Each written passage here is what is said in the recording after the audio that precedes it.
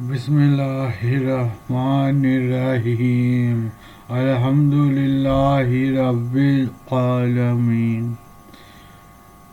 میرے چینل فضائل توبہ و استغفار میں خوش آمدید۔ میرے چینل فضائل توبہ و استغفار کو لائک کریں، شیئر کریں، سبسکرائب کریں اور گھنٹی کے بٹن کو لازمی دبائیں کیونکہ میری آنے والی ویڈیو آپ کو مل سکے۔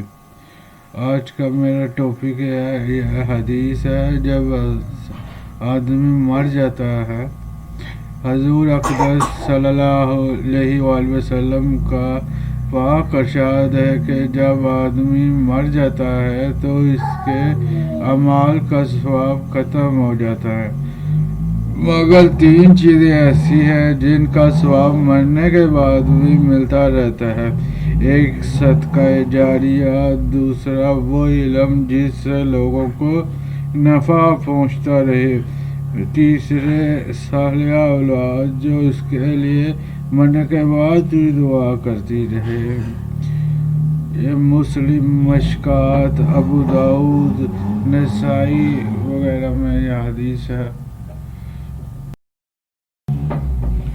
حضور اقدس صلی اللہ علیہ وسلم نے ان میں سے 3 چیزیں اس حدیث پاک میں ذکر فرمائی ہیں۔ ایک صدقہ جاریہ، یعنی کوئی ایسی چیز صدقہ کر گیا جس کا نفع باقی رہنے والا ہو، مثلاً کوئی مسجد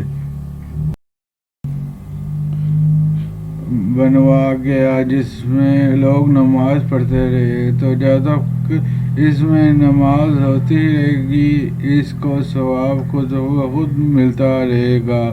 اسی طرح سے کوئی مسافر خانہ، کوئی مکان کسی دینی کام کے لیے بنوا کر وقف کر گیا جس سے مسلمانوں کو یا دینی کاموں کو نفع پہنچتا رہا تو اس کو اس نفع کا ثواب ملتا رہے گا۔ کوئی کنواں رفع عام کے لیے بنوا گیا تو جب تک لوگ اس سے پانی پیتے رہیں گے، وضو وغیرہ کرتے رہیں گے، اس کو مرنے کے بعد بھی ثواب پہنچتا رہے گا۔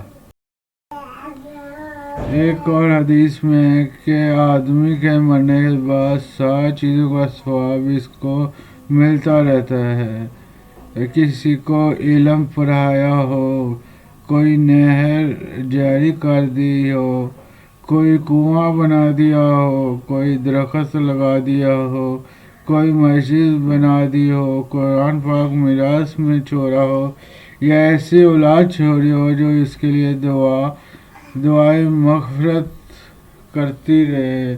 ترغیب۔